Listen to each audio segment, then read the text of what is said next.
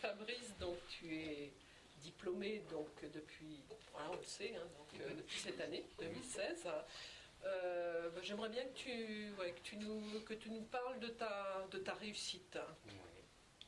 Oui, la réussite, c'est d'abord, effectivement, ce que je disais un petit peu, je rejoins Jean-Marc, c'est d'abord, ça commence par déjà le résultat, c'est-à-dire le soulagement au moment où on voit le résultat.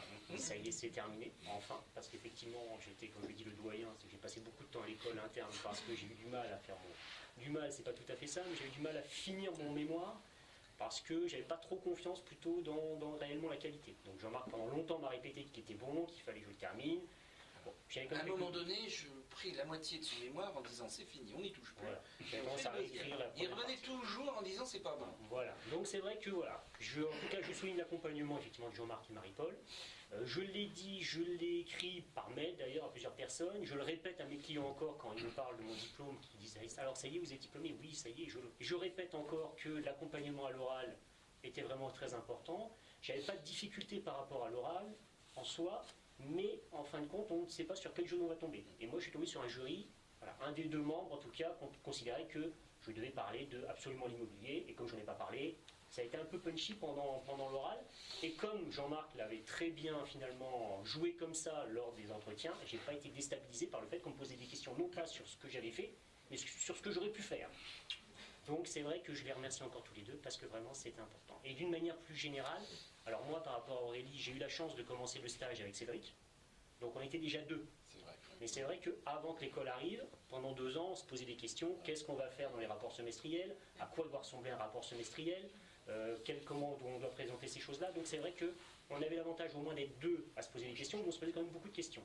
Donc c'est vrai que l'école apporte la possibilité de se réunir, de se regrouper, et donc d'échanger sur comment on fait les choses, d'avoir des astuces aussi sur le mémoire. Moi j'ai fait comme ça, moi j'ai présenté comme ça.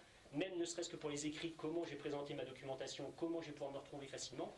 Donc toutes ces choses-là, c'est un vrai plus, et ça se fait vraiment dans un esprit d'entraide, surtout, et je retiens surtout ça, un vrai esprit d'entraide entre tout le monde. On est vraiment dans l'idée de, on va tous y arriver ensemble, et si on peut favoriser un collègue qui est en train effectivement de passer le diplôme, au contraire ça se fait. Et je dirais même que ça déborde, en tout cas dans mon cas de figure à moi, mais je pense qu'il n'y a pas de raison que ce ne soit pas comme vous, sur l'ensemble des collaborateurs de l'entreprise. C'est-à-dire que j'ai plein de collaborateurs qui ont proposé de m'aider sur Excel, sur éventuellement relire mon mémoire pour la partie patrimoine, des gens qui ont regretté justement que je ne l'aurais pas fait lire parce que j'aurais pu t'aider une fois que j'ai eu. Mais voilà, j'ai des gens, si vous voulez, dans le sens où comme j'ai pas mal passé de temps à faire mon mémoire et à le réécrire, j'ai pas pu profiter parfois de toute l'aide que j'aurais pu avoir.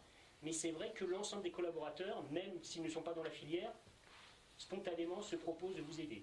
Et j'ai une collègue du bureau numéro, notamment Marie-Pierre Petit, que je tiens à remercier pour avoir relu mon mémoire, qui fait quand même 110 pages, pour corriger les fautes d'orthographe de manière efficace. Je dirais un peu à la dernière minute, parce que j'ai terminé un peu à la dernière minute, mais c'est des choses quand même très importantes de gens qui finalement ne sont pas vraiment concernés, mais se sentent concernés parce que la démarche de l'école a diffusé dans l'ensemble de l'entreprise, et même au-delà de l'école, ont envie qu'on réussisse dans les diplômes, que ce soit des CG, des SCG, et encore plus au DEC. Donc vraiment, le soulagement, la joie d'avoir réussi, la fierté d'avoir réussi aussi, au moment de la remise de diplôme, parce qu'effectivement, si vous allez à la remise de diplôme, vous allez voir que effectivement, le président de l'ordre va vous féliciter d'avoir le diplôme, parce que ça reste un diplôme exigeant, effectivement. Il est faisable, puisqu'on est là pour vous montrer que c'est possible.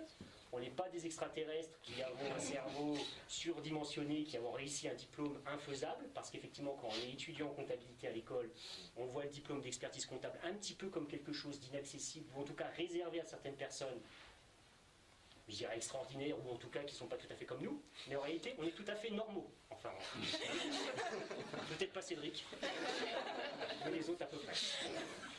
Mais voilà, c'est faisable, donc surtout, je dirais pour vous qui êtes déjà dans l'école, je pense que vous avez fait déjà la première marche. Derrière, Jean-Marc ne vous laissera pas arrêter si juste que vous avez les compétences. Mais après, c'est vrai que pour ceux qui ne sont pas encore, qui n'ont pas demandé à rentrer dans l'école parce qu'ils ne le savent pas, c'est vrai que je suis relais souvent par rapport à eux, parce que effectivement, c'est quand même très dommage si on a les qualités les capacités pour passer les diplômes, de ne pas le faire.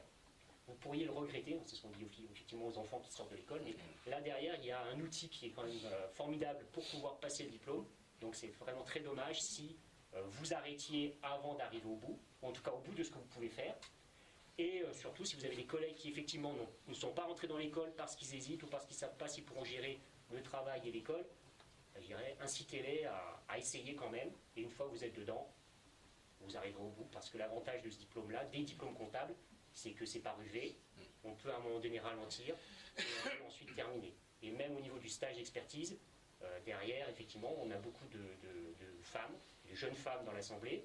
Il est tout à fait possible d'arrêter le stage, de demander une suspension de stage pour faire des enfants et reprendre derrière.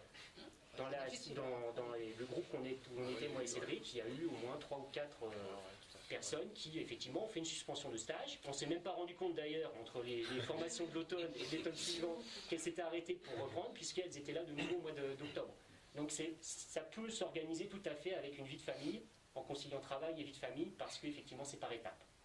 Donc surtout, ne vous mettez pas de limites et allez jusqu'au bout.